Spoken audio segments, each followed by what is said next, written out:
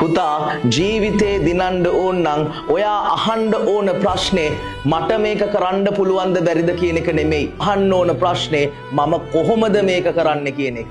අවුරුදු 8ක් වෙච්ච පුංචි කොල්ලෙක්ගේ අම්මයි තාත්තයි ඩිවෝස් වෙච්ච හින්දා එයාට සිද්ධ වෙනවා තාත්තා ගාව ජීවත් වෙන්න යන්න. මේ තාත්තා හරිම සැරයි. ඒ වගේම ඉස්කෝලේට ගිහාම මේ කොල්ලා සරදමට ලක් වෙනවා. මොකද වැඩිය කතා කරන්නේ නැති හින්දා. හැබැයි මේ කොල්ලා මෙතනදී අහන්නේ මම කොහොමද මේකෙන් එළියට එන්නේ කියලා. මේ කොල්ලා කම්පියුටර් ගේම්ස් හදන්න පටන් ගන්නවා තනියම ඉගෙනගෙන.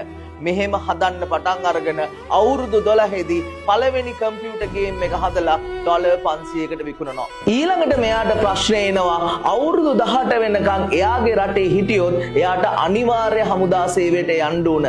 ඒක හින්දා මේ කොල්ලා අවුරුදු 17 දී මල්ලිත් එක්ක කැනඩාවට එනවා. මේගොල්ලන්ගේ පළවෙනි බිස්නස් එක පටන් ගන්නවා. ඒගොල්ලන්ගේ අතේ තිබ්බ පොඩි සල්ලි ප්‍රමාණයෙන් ඉන්න තැනක් ගන්නයි ඔෆිස් එක කරන්න තැනක් ගන්නයි දෙකම කරන්න බෑ.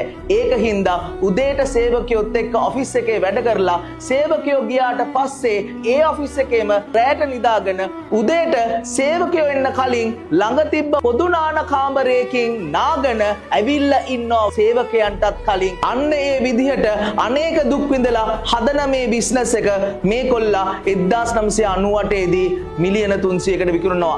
ඒකෙන් හම්බ වෙන සල්ලි වලින් තව බිස්නස් එකක් පටන් ගන්නවා. ඒකත් විකුණනවා. ඒකෙන් හම්බ වෙන සල්ලි වලින් තව බිස්නස් දෙකක් පටන් ගන්නවා. 2008 දී අර පටන් ගත්ත බිස්නස් දෙකම ඔන්න මෙන්න බැංක්‍රප්ට් වෙන්න එනවා.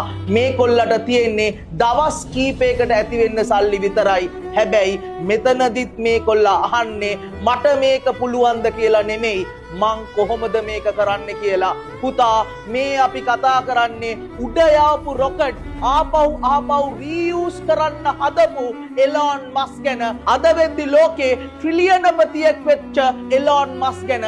පුතා එලොන් මස්ක් හැමදාම අහන්නේ කොහොමද මම මේක කරන්න කියලා මිසක් මට මේක කරන්න පුළුවන්ද කියලා නෙමෙයි. ඔයත් අන්න ඒ ප්‍රශ්නය අහන්න පටන් ගන්න. ඔයාගේ සාර්ථකත්වය එනවාමයි.